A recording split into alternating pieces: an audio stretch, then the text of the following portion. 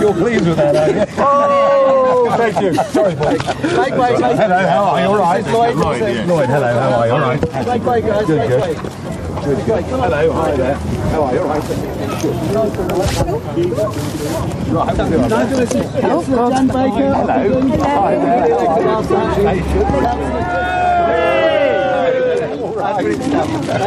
Hello. Chris increased his vote share by 300% last night. Jan increased it by 400. And the looks on their faces when... So I bet there was a bit of shock in the hall, wasn't there? From big time. And presumably here it's Labour that hurt more than Tory, is it? Or a bit of both. A bit of both. Yeah. Right. Yeah.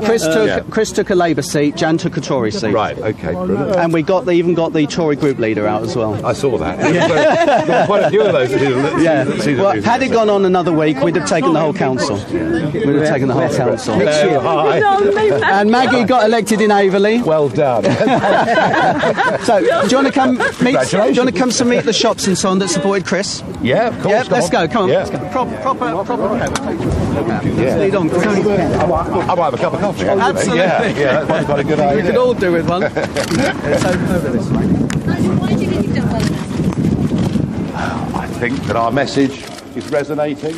As you'd expect. Constituencies like this, they're marginal constituencies. And as we've been saying for years, UKIP takes votes off everybody. So the more marginal a constituency, the more chance we've got for picking up Tory votes, picking up Labour votes. But I'm guessing when we get a real analysis of what happened last night, you'll find a lot of people who voted UKIP probably haven't voted for anybody for 20 years. And that's the most difficult thing to determine. People say, is UKIP going to affect the Tories? Is it going to affect Labour? Very tough to call, given the number of non-voters that are coming out voting for us. Can you convert it? Most people said in London you hadn't done so well because the voters were cultured, educated and young. He wasn't. He was one of our spokesmen in Manchester, and I watched it. I thought Susan Evans said that as well.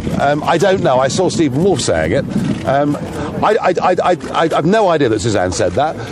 Certainly, London is a younger demographic, but the real reason we're not as strong in London as we are just over the other side of the M25 is political parties rely very heavily on voluntary structure, and our voluntary structure in London is behind the rest of the country, 12 to 18 months behind the rest of the country. There's absolutely no reason why in many parts of London we can't do better next year than we've done this year. Can you convert this into an MP, into a seat? Into a seat next year? Well, I mean, what we always said was that the results that we got last night would be an important building block, and what we have to do is get areas where we have clusters of councillors, clusters at either district level or county level, or ideally both, and they will become our target seats in 2015 for the general election, and I should have thought this particular seat would be quite high on the list. But is it more than a protest vote? People are talking to today. Of course, the political class have been comforting themselves ever since the Eastleigh by-election.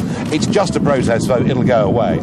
They said it in 2009, they said it after Eastleigh, they said it after the English county elections of last year, and after this result, they'll say it's a protest. It looks like a fairly permanent protest. Castle Point, it's likely that UKIP will body up with the independents there. Any further signs that this is going to happen? What do you make of that? I'm going there after this, so ask me after I've been there and I've spoken to our leader there. Do you want to be MP in this area?